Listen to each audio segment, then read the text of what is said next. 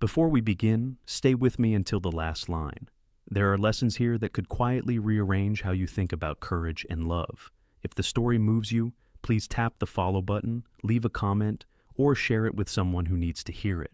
Your small action helps more stories like this find the people who need them. They say quickness favors the strong, but the swifter act is the one that shows who is truly strong. When danger arrives at the door, people split into two sorts: those who stand loud and proud until the first wind hits, folding like cheap paper once the rain gets in, and those quiet ones, often overlooked, who hold their posture when everything else unravels. Mara Ellery was of the second kind. She stepped off the stagecoach into Redstone Square and saw a man broken in the dust. And without bargaining, without ceremony, she moved forward. For Mara, saving him was not a duty. It was the most sensible thing in the world. The stagecoach wheels sighed to a halt, the dust hanging in the air like a question. Two women descended from opposite doors, and the town, which lived on gossip the way fields live on rain, fell into a hush. Redstone was small, news traveled faster than light through its wooden veins. The two women faced each other with the kind of instant scrutiny that makes stomachs flip. Mara clutched a battered leather satchel. She was 23, hands rough from years of work, eyes seasoned by disappointment and hope stitched together like a patchwork quilt. 300 miles behind her was the Kansas she'd left, and a single faded letter folded in the inside pocket of her coat. A letter that had felt, for the first time in a long while, like possibility. Across from her stood Lillian March, hair the color of late summer wheat, dress pressed, skin powdered to porcelain. She had the look of someone who knew the finer edges of the world and expected the world to know hers in return. She was everything Mara was not: composed, deliberate, practiced at drawing approval. Well, Lillian said, voice crisp as a bell. So, this is Redstone. A small crowd that had come to watch the coach's arrival murmured. Mrs. Whitaker, the postmaster's wife, and official town spoke easy for news, bustled forward like a proud peacock.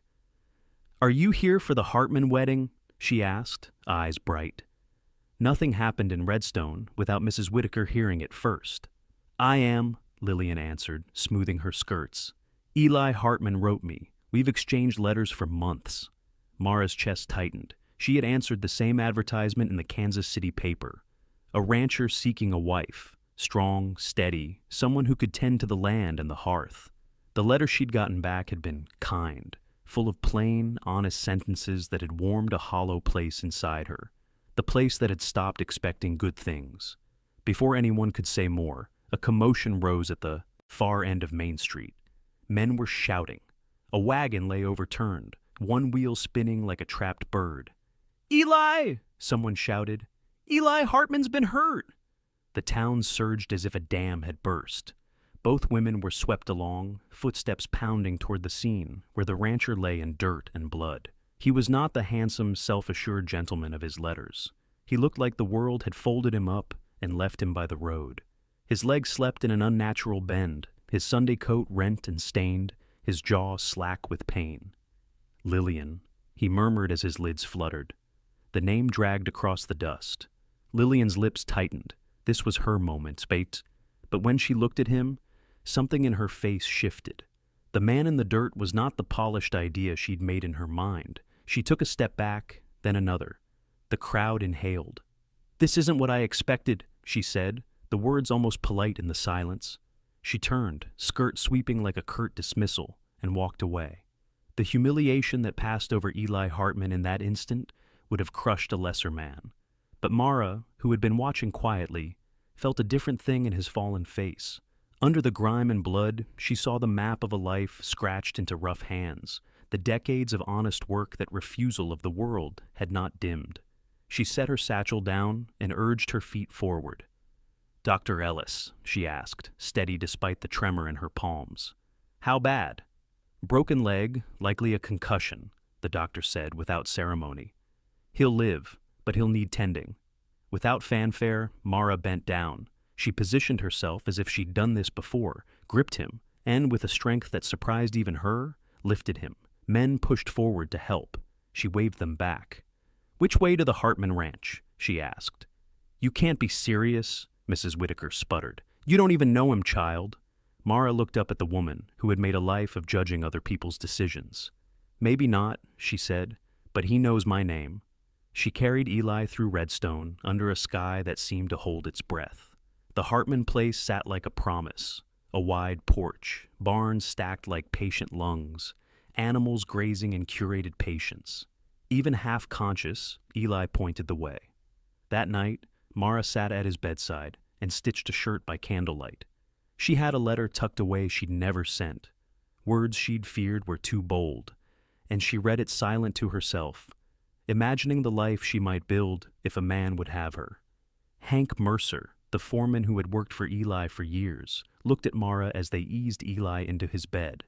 "You're not what I expected," he said, half an apology, half a fact. "No," Mara said, fingers tight on a corner of the blanket. "I'm not Lillian." Hank grinned, and the barn echoed with years of unspoken jokes. "Good. We never needed another proper lady. We needed someone who would roll up a sleeve and not complain." Dr. Ellis confirmed what the town already feared. Eli's leg was broken clean and deep, and for weeks he would be bound to the house. He'd need feeding, tending, someone patient enough to sit through the dull ache of recovery. Mara looked at him, and the decision that had led her here. There had been a farm in Kansas, a father who died leaving more debts than land, years stitching other people's lives together. She had come to Redstone on a hope thin as thread. "I'll stay," she told the doctor. It was not a heroic pronouncement. It was, instead, the right one, the one that fit into the shape of who she'd become by surviving. She washed bandages with care, fed cold porridge, and read to Eli when his sleep kept breaking. By day she learned the rhythm of the ranch, the way the horses shifted their weight, the stubbornness of cattle, the timing of fences and feed. She had a way with the animals that was gentle and firm, a humor that kept the men from feeling small. The hands came to respect her because she earned it, not because she demanded it. Old Amos, a man who smelled of leather and winter smoke, watched Mara soothe a calf and said to Hank, "She's got more grit than half the men I know." It wasn't mere labor that won them over. Mara saw people. When young Tommy Reed cut his hand on barbed wire, she not only bandaged him, but held him while he cried and told him stories about people brave despite the fear. When Amos complained about the ache in his joints, she mixed a salve from creek herbs and listened to him tell the town's history as if the past were a treasure chest he alone could open. Little changes took root and pushed up strong. Meals were laughed through. Work had a rhythm. The ranch did not just function. It began to hum, a place where people felt seen. 3 weeks after the accident, Eli woke to light and the gentle sound of Mara's needle. He watched her in the window's slanting sun, hair catching highlights like threads of burnished copper, and something loosened in his chest. "You don't have to do that," he croaked. "Good morning," she replied with a smile. "How's the leg?" "Better." He tried to sit, and she was there, hands steady, adjusting his pillow. After a moment, his voice became the question he'd been holding. "Why are you still here? You could have gone back to Kansas, taken the next coach, found another place." Mara's hand stilled over the hem she was mending. "Because when I saw you in the dirt, I didn't see a man to pity. I saw someone worth helping." She met his eyes squarely. "And besides, I was tired of moving around. I wanted something to belong to." It was not that she had not once imagined a different life. Answers to a lonely letter, the possibility of tending children, of using what she knew in a home that was hers. But choices, like rivers, sometimes rewrite each other. By the time Eli could put weight onto his leg again, autumn had burnished the trees and Mara had become the center of a new gravity on the ranch. Eli watched the way the men worked now. When he asked Hank about it, Hank shrugged with an honest grin. "You got a woman that sees the work for what it is, and when people are seen, they'll move mountains for you." It wasn't long before Eli saw Mara for more than a caretaker. He saw the way she made him feel wanted even when he was weak, the way she invited him into decisions even as he recovered. He loved the way she encouraged others, the way the dinner table held as much laughter as food. When a November sunset painted the world in gold, he realized the truth. Love, real, grounded, quiet love, had found him. One crisp evening, on the porch where the wind smelled of wood smoke and pine, he held her hands and said simply, "Mara, will you marry me?" She had been hoping for the moment, and seeing the small velvet box pulled from his vest made the breath leave her lungs. He went down on one knee, legs still stiff, eyes earnest. His words were not grandiose. They were plain and honest, the way he did everything. "You put me back together," he said. "Piece by piece. Will you be my wife?" Tears came unsent when she whispered yes. Outside, the snow began to fall, soft and real, turning the world into something clean and new. They set a date, determined to do it properly. A church, music, the whole town invited. She wanted Clint, Hank, to walk her down the aisle because she had no family to do it for her. She wanted a day that would mean something to everyone who had helped build this life. But small towns are collections of stories, and stories draw their own complications. Lillian March reappeared in town like a storm front. She appeared in the mercantile and the boarding house, always immaculate, always warm in speech but cold in purpose. She watched Mara, the pretty nurse the gossip called her, with a thin smile that hid something like plotting. A week before the wedding, Mara ran into Lillian on the sidewalk. Lillian leaned close with a venom veiled by civility. "Gratitude wears off," she said, voice syrupy. Sometimes men married to nurses find themselves wondering what it would have been like to marry the woman they first courted. Mara felt a small, familiar knot in her chest. Doubt is contagious. That evening, sleep drifted around her like an uneasy visitor. On the day of the wedding, Redstone buzzed like an overfull hive. The church filled with neighbors and ranch hands and people from towns around. Mara stood in a side room, her dress white and modest, and a veil borrowed from Mrs. Whitaker's grandmother. Hank, all suit and steady eyes, offered his arm and something like quiet assurance. "Do you think he truly loves me?" Mara asked in a small voice that betrayed months of private worry. Hank's answer was blunt and warm.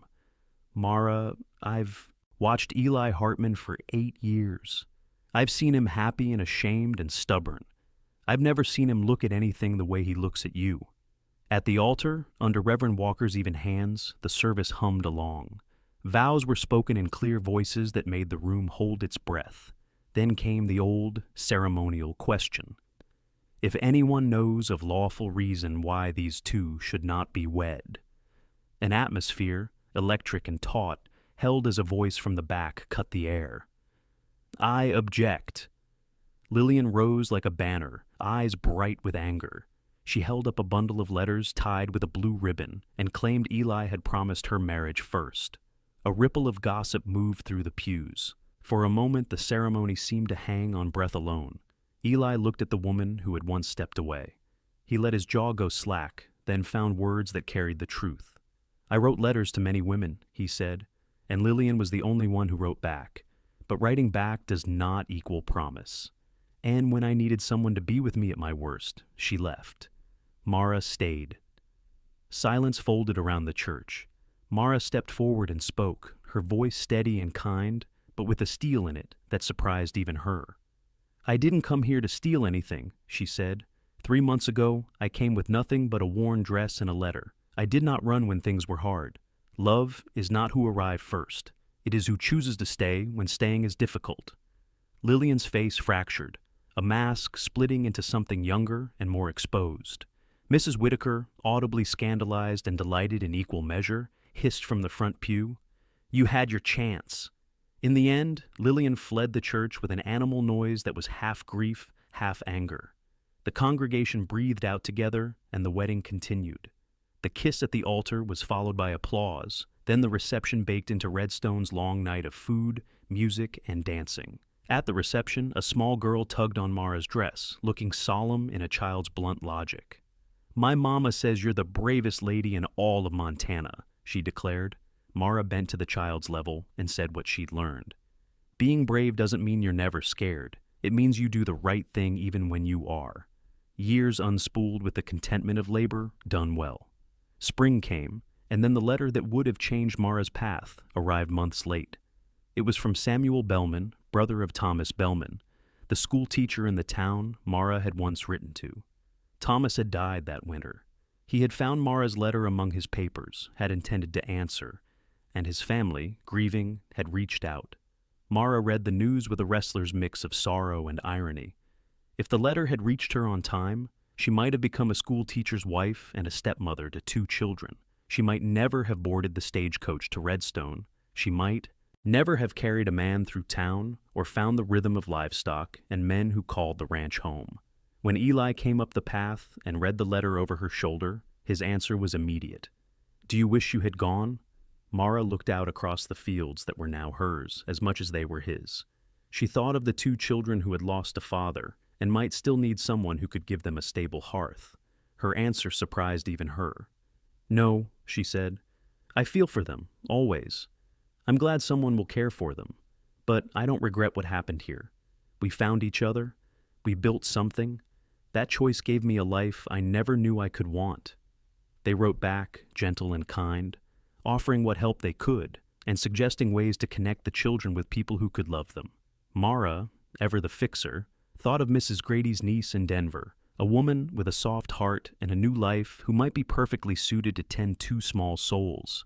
Years passed and the ranch grew. They bred horses and cared for cattle and welcomed new neighbors into a community that had become stronger because of the way Mara taught people to feel they mattered. Her gatherings for women morphed into a benevolent circle that helped newcomers find work, shelter, and friends.